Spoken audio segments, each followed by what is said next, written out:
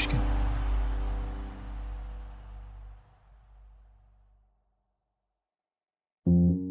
My name is Margaret Lambert. I was born a name that I hate, Gretel. It's too Teutonic. I hate that name. And Gretel Bergman. And I was born April 12, 1914, in a very small town in the south of Germany.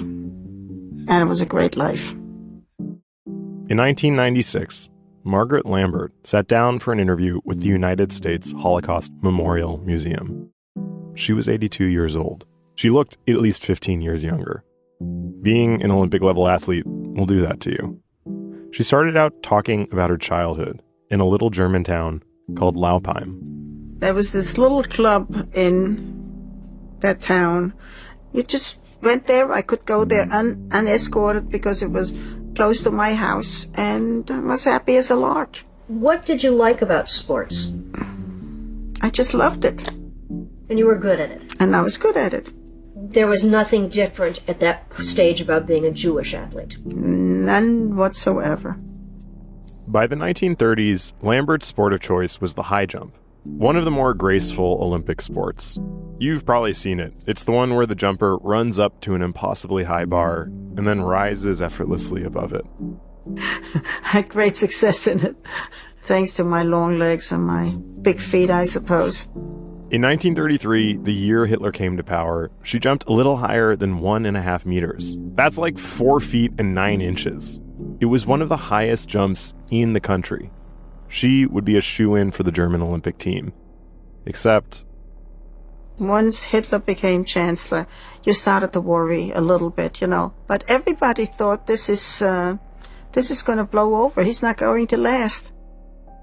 But it soon became very clear that this was not going to blow over. 4 days after becoming chancellor, Hitler was already censoring the press. Things developed quickly from there. And then later that year, Lambert got a letter from her sports club. You are no longer welcome here because you're Jewish. Heil Hitler. And that was the end of that. So they just threw me out of the club, and everybody commiserated, what are we going to do? What's going to happen here? And it was a horrible life. But there was still one way that Margaret Lambert might have a chance to compete at the 1936 Olympic Games. A chance that had a lot to do with one man. Avery Brundage.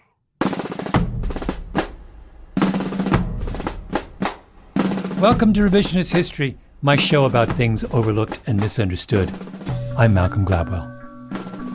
Today on the show, Ben Naddaff-Hafrey and I are back with Avery Brundage, the apostle of Olympia, the kingpin of cognitive dissonance, the man who made the modern Olympic Games happen. Brundage believed above all in the values of the Olympic religion: amateurism, total equality of opportunity, the only true meritocracy. Brundage wanted to become an Olympic official. And by 1934, he'd almost done it. He was up for a seat on the International Olympic Committee, something he must have wanted more than anything else. And then Adolf Hitler got in the way. So Avery Brundage had to make a choice to resolve the dissonance of whether his pure games could be held in an impure place. Today on the show, Avery Brundage's very consequential resolution.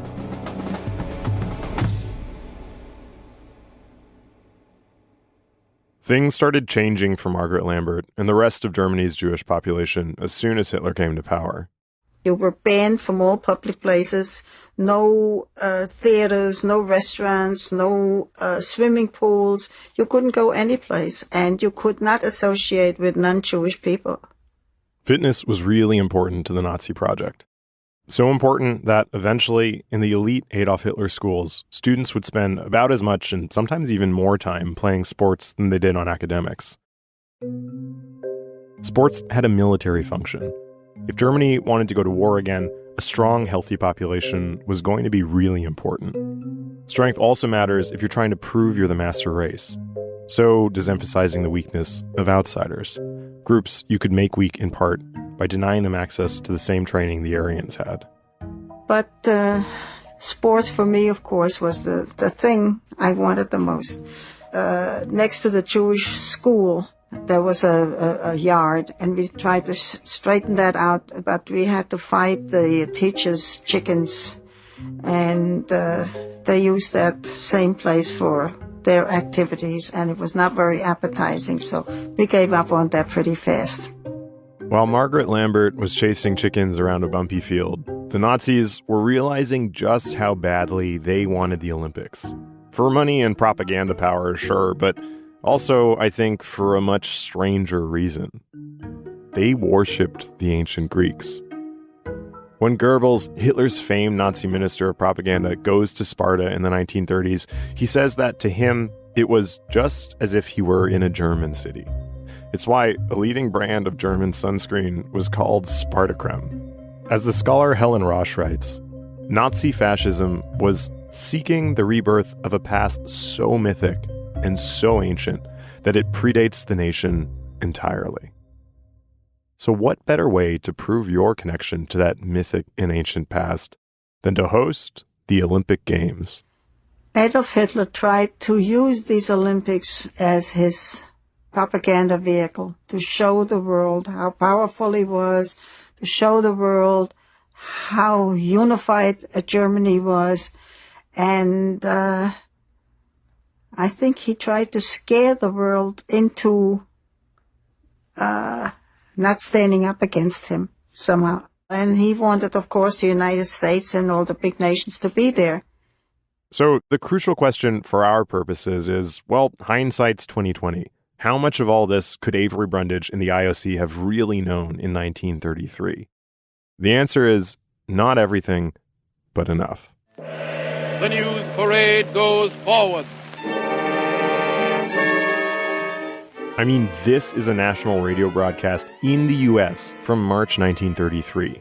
That's just 2 months after Hitler became chancellor. Atrocities are being enacted daily in Germany by the Nazi storm troops of Hitler. Numerous Jewish citizens have been brutally tortured. Horrified citizens in America look on in astonishment as ruthless Adolf Hitler continues a savage campaign of anti-Semitic brutality. That summer, a New York Times journalist read a report on Germany, put out by the American Jewish Committee, and wrote, "It is impossible to read it without carrying away the conviction that the Nazi leaders are guilty of something more than employing violence and terror." Meanwhile, the Consul General for the United States in Berlin was writing back home to the State Department about how Germans were pushing an anti-Jewish sport agenda, how Berlin wasn't safe, and how even if the Nazis had told Charles Scherl they'd give the Jews equal opportunity, they really weren't doing that. A movement for the U.S. to boycott the '36 Olympics began to gather momentum. Other countries were thinking about boycotting too. But by then, Avery Brundage was the president of the U.S. Olympic Committee, and he'd grown fond of saying things like this. All the participants are equal before the starter's pistol, and there are no social distinctions or family distinctions. That same year, he wrote to a colleague that the very foundation of the modern Olympic revival will be undermined if individual countries are allowed to restrict participation by reason of class, creed, or race. The very foundation. So by this logic, Margaret Lambert, that German Jewish high jumper, should have been Avery Brundage's ideal athlete, right? Unpaid, highly skilled, and obsessed with sport. If someone like her wasn't going to get a fair shot at the Nazi Olympics, then surely Avery Brundage would have to try and stop the Nazi Olympics. But first, he had to figure out if the rumors about Germany were true. We'll be right back.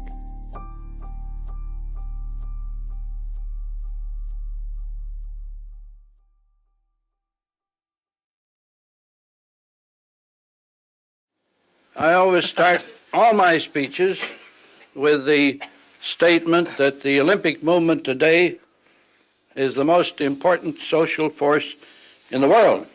The word Olympic is the magic word. The year after Hitler came to power, Avery Brundage had almost made it to the International Olympic Committee.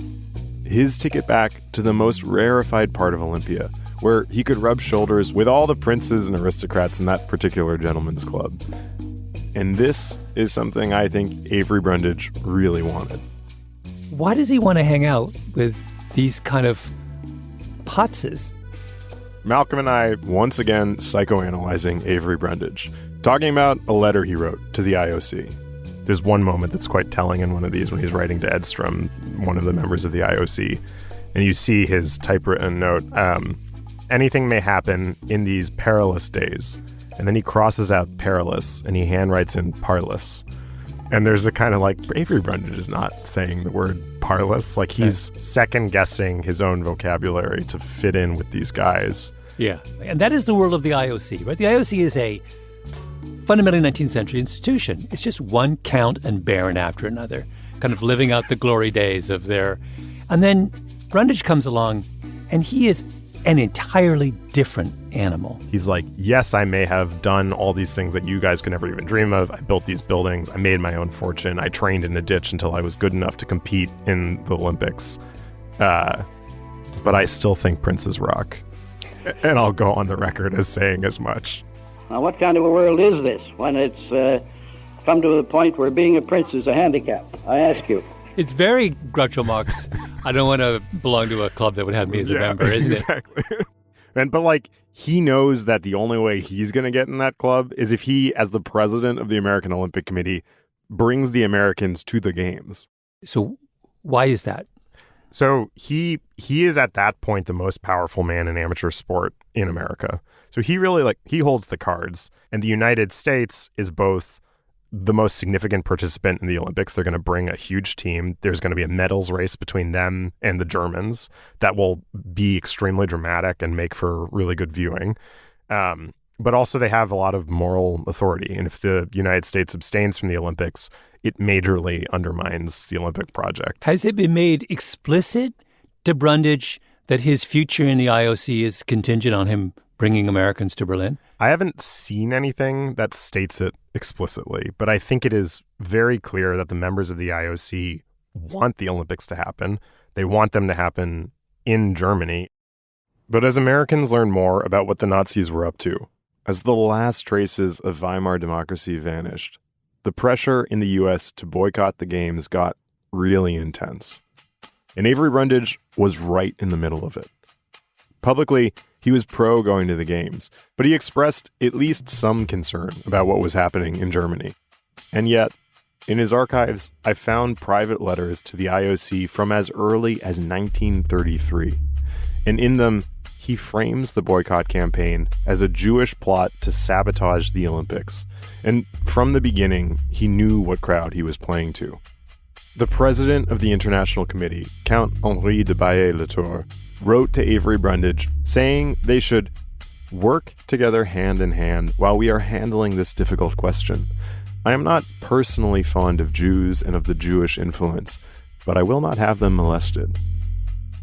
So that's a clue. But then there's also the matter of Brundage's lengthy correspondence with Siegfried Edstrom. Edstrom was sort of like the Swedish Avery Brundage, an engineer who'd made good. He was a member of the IOC. The two were friends. He's the one who wrote the letter we talked about in the last episode, suggesting that he nominate Brundage for a seat on the IOC. And Brundage, of course, responded enthusiastically. But how did he begin that letter accepting this most precious of all prizes? He didn't lead with his enthusiasm. Instead, he started by complaining about the boycotts.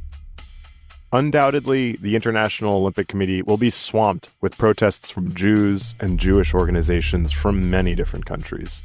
I assume that the IOC will take the same stand as the American Olympic Committee will, to wit, that it is concerned with athletic affairs only, and that it will not be drawn into political, religious, sociological, or racial controversies of any kind.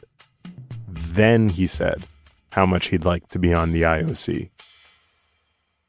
Inside, deep inside that kind of engineer, self-made man's brain is this romantic streak. I want to be part of this grand, sporting amateur enterprise. And it's beautiful and it speaks to me and it's this pure thing in an impure world. I really do think that what happens to him in 1912 at the Olympics, that failure remains with him for the rest of his days. It's the thing that drives him to save, in his whole mind, save the Olympics. That, he had failed once to live up to the Olympic spirit, and he's not going to fail again. But the concerns weren't going away. Hitler had already made himself a dictator. Germany was rearming, and war was once again on the horizon in Europe. So the American Olympic Committee decided they needed to send someone to Berlin to figure out for themselves what was going on. They chose, of course, Avery Brundage. On September 12th, 1934, 2 days after the Nuremberg rally that year, Avery Brundage arrived in eastern Germany. His plan was to meet with Jewish sports officials to suss out just how bad things had actually gotten. There was, however, one problem. He didn't speak German. So he did this whole trip with Nazi interpreters, including the head of all Nazi sport, the Reichssportführer Hans von Schammer und Osten. Von Schammer und Osten was a rather severe-looking Nazi official, a small man with thinning slicked hair and a paralyzed right hand.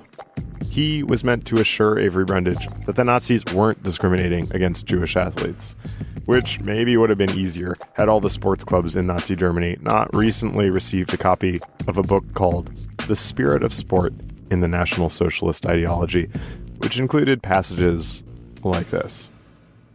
There is no room in our German land for Jewish sports leaders and their friends infested with the Talmud, for pacifists, political Catholics, pan-Europeans, and the rest. They are worse than cholera and syphilis, much worse than famine, drought, and poison gas. Do we want them in the Olympic Games in Germany? Yes, we must have them. We think they are important for international reasons. There could not be better propaganda for Germany. What does it mean? It means they would pretend that Jews could be allowed at the Games in hopes that it would help the Nazis hoodwink the world about how they were actually treating the Jews. You'd think that Avery Brundage, champion of Olympic ideals like no politics in sport, would hate to see the Olympics used that way. Instead, here's our second warning sign about this trip. Brundage quickly saw von Schammer und Osten as a friend. He spent 6 days exploring Germany with his various Nazi counterparts. I have to imagine that he also visited the Reichssportfeld, the site of the giant new stadium being built for the Games. Brundage knew construction. After all, it was his business. And this stadium would be epic, big enough to fit more than 100,000 people. This is what I can't get over. Every one of the characters we've met so far have a meeting with the Nazis. It's like Dorothy Thompson goes, Charles Sherrill has this big meeting with Hitler. Each makes this pilgrimage to the promised land, right? We don't know in 34 exactly what Brundage is thinking. He's playing his cards pretty close to his chest. Yeah, it's not a lot is known about these meetings, but we did find an archival account from a dentist and Jewish sport official who was present at one of these meetings at the Hotel Kaiserhof in 1934. We had it translated. Kaiserhof, I would point out, the same hotel where Dorothy Thompson interviewed Adolf Hitler. Oh man, I missed that. This is where it's all happening in Berlin. This is where when you have to do your Nazi meet and greets, you go to the Kaiserhof. Point is, this was not friendly territory for the Jewish sports officials. The Hotel Kaiserhof was a grand luxury hotel on Wilhelmplatz, directly opposite the Chancellor's office. Remember, Hitler once had an office there. There were marble floors, a dining room in a 3-story glass-roofed atrium. Brundage is in the lap of luxury at the seat of Nazi power. Siegfried Edstrom, Brundage's IOC friend, is there with them. They were joined by a Nazi German organizing committee member who was already a friend of Brundage's from the 1912 Olympics. The deputy Reichssportführer was also there, dressed in full SS black, boots and all. So what do we know about what happens at the meeting?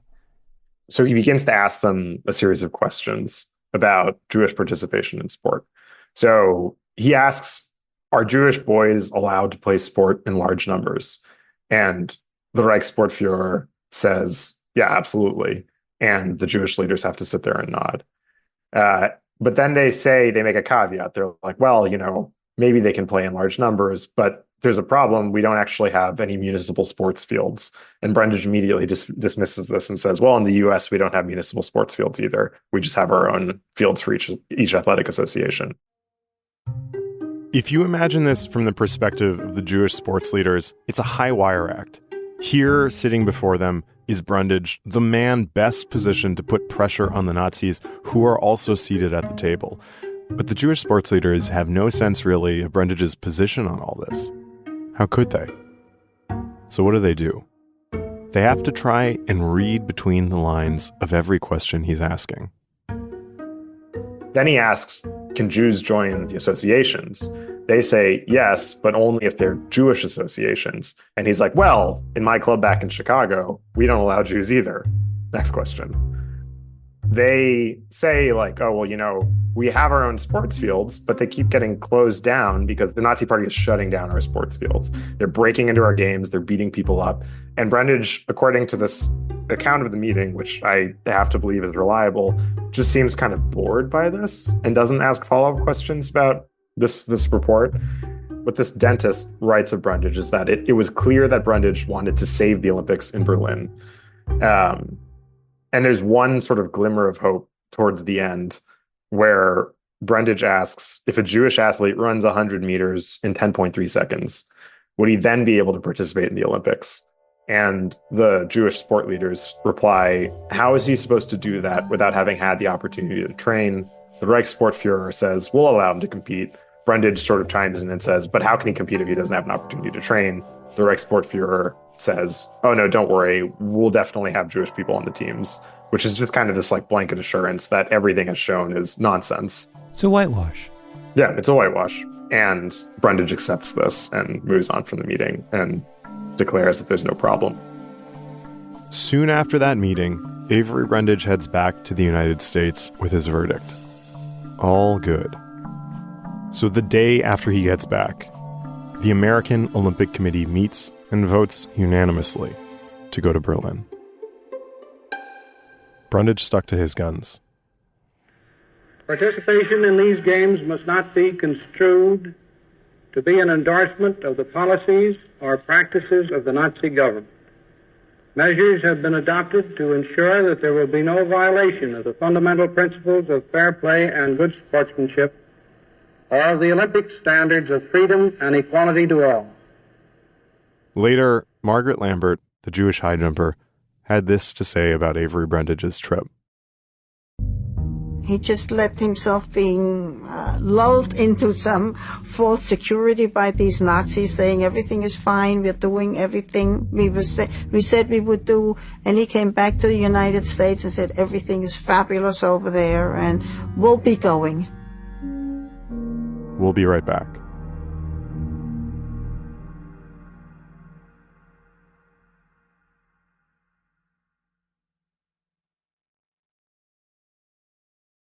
There are two ways of understanding what Avery Brundage did in 1934. The first, in a chain of his actions that would lead irrevocably to U.S. participation in the Berlin Games. The most charitable interpretation is basically what Margaret Lambert, the high jumper, said. He let himself be lulled into some false security. Picture Brundage, the hoodwinked idealist, who maybe just believed so firmly that the Olympics were a world apart from the universe of politics and money that it didn't matter if they were held in Nazi Germany. But another way to understand what he did is to consider that his visit to Germany and his time with the Nazis, it may all have seemed a little familiar to him. Remember Dorothy Thompson's 1941 essay, Who Goes Nazi?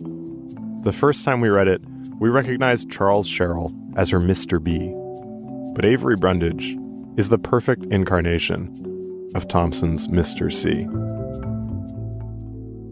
Do you have in front of you her description of his kind of fascist? Here we go. Mr. C is a brilliant and embittered intellectual. He was a poor white trash Southern boy, or in our case, Midwestern boy. A scholarship student at 2 universities where he took all the scholastic honors, but was never invited to join a fraternity. He has always moved among important people and always been socially on the periphery. His colleagues have admired his brains and exploited them, but they have seldom invited him or his wife to dinner. He is a snob, loathing his own snobbery. That's Brundage. He despises the men about him. He despises, for instance, Mr. B, because he knows what he has had to achieve by relentless work. Men like B have won by knowing the right people. But his contempt is inextricably mingled with envy. Even more than he hates the class into which he has insecurely risen, does he hate the people from whom he came. He hates his mother and his father for being his parents. He loathes everything that reminds him of his origins and his humiliations. He is bitterly anti-Semitic because the social insecurity of the Jews reminds him of his own psychological insecurity. Pity he has utterly erased from his nature, and joy he has never known. He has an ambition bitter and burning. It is to rise to such an eminence that no one can ever again humiliate him. Not to rule, but to be the secret ruler. He is courteous, he commands distant and cold respect, but he is a very dangerous man. Were he primitive and brutal, he would be a criminal, a murderer. But he is subtle and cruel. He would rise high in a Nazi regime. It would need men just like him, intellectual and ruthless. That's him. That is him. And this is the key part. Quote, "But Mr. C is not a born Nazi. He is the product of a democracy hypocritically preaching social equality and practicing a carelessly brutal snobbery."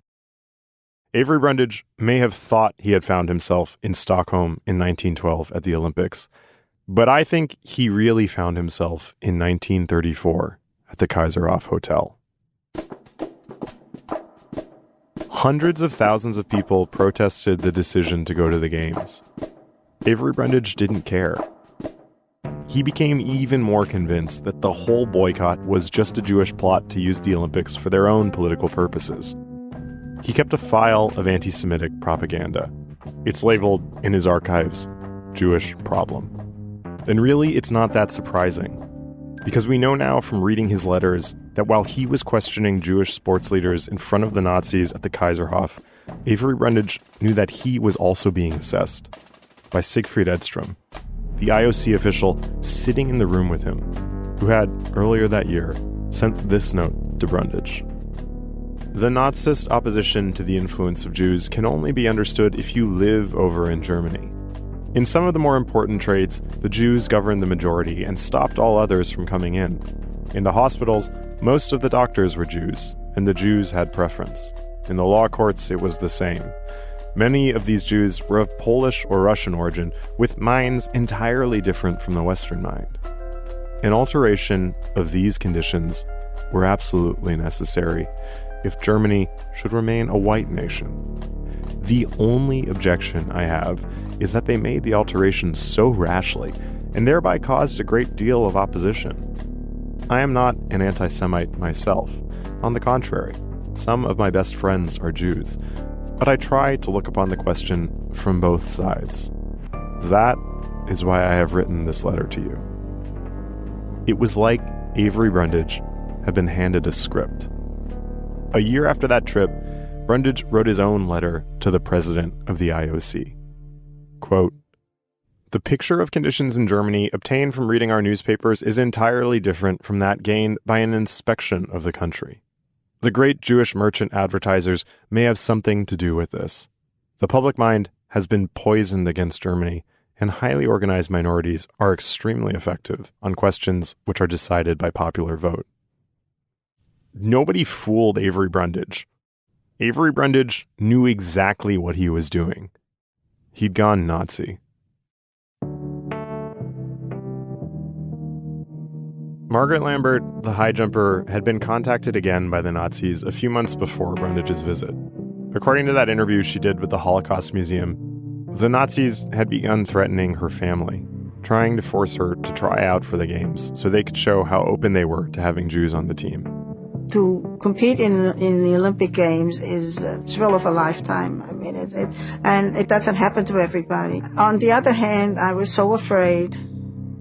Supposing I am allowed to compete, supposing I win, and I was convinced that I would win a medal and possibly the gold. Supposing I do this, what do I do? I'm going to stand on that podium and say Heil Hitler like all the others, and this to do for a Jewish girl would never do. I was scared stiff. And this was going around in my head day and night, day and night, day and night.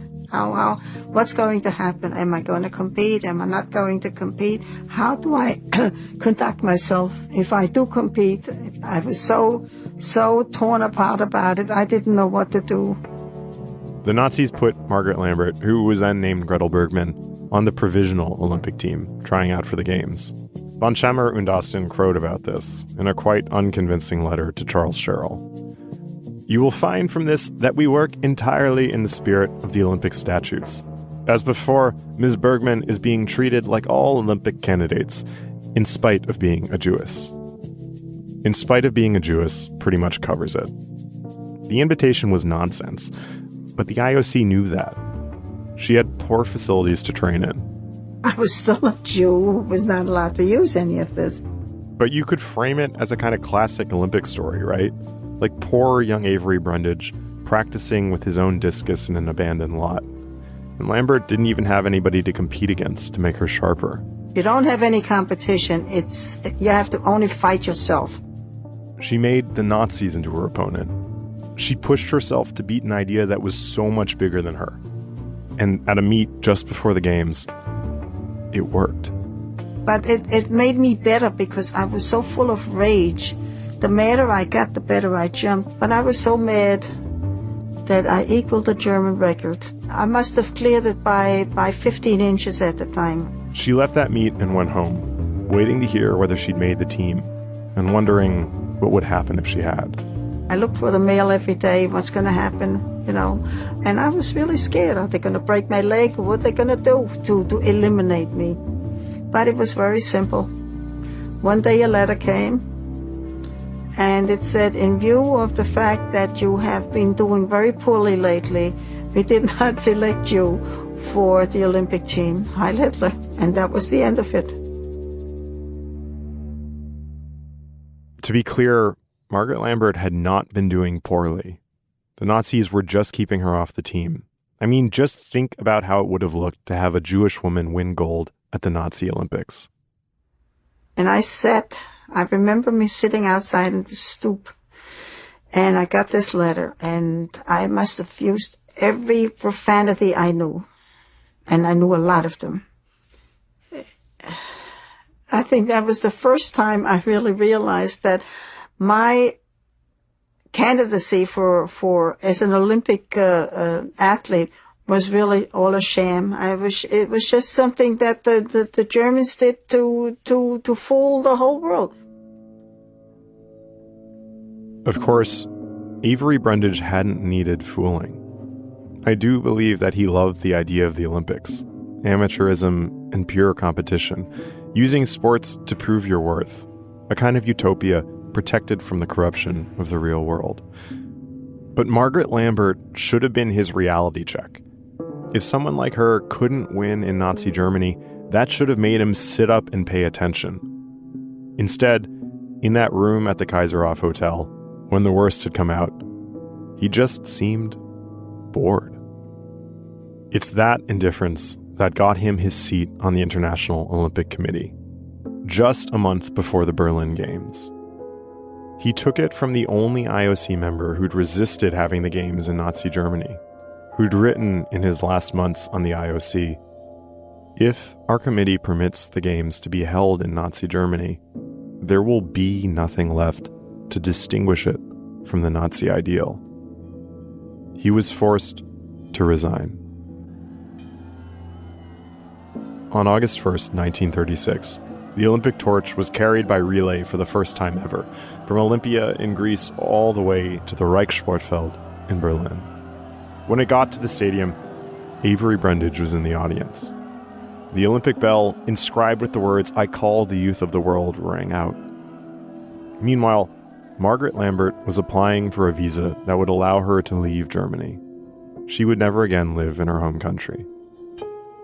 Brundage had what he always wanted, a seat in the ruling class of his perfect Olympia.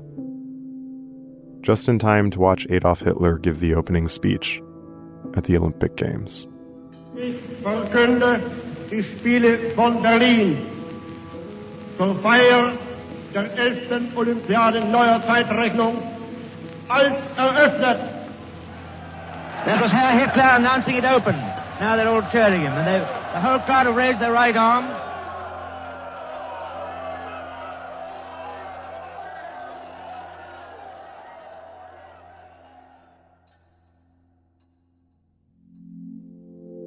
Revisionist History is produced by me, Ben Naddaff-Hafrey, Tolly Emlin, and Nina Bird Lawrence. Our editor is Sarah Nix. Fact-checking by Arthur Gompertz and J.L. Goldfein. Original scoring by Luis Guerra. Mastering by Flawn Williams, Sarah Berger, and Jake Gorski. Engineering by Nina Bird Lawrence. Our executive producer is Jacob Smith. Special thanks on this episode to Karen Shakurji, to the United States Holocaust Memorial Museum, and to Alexander Wells for his translation of the Kaiserhof meeting. I'm Ben Naddaff-Hafrey.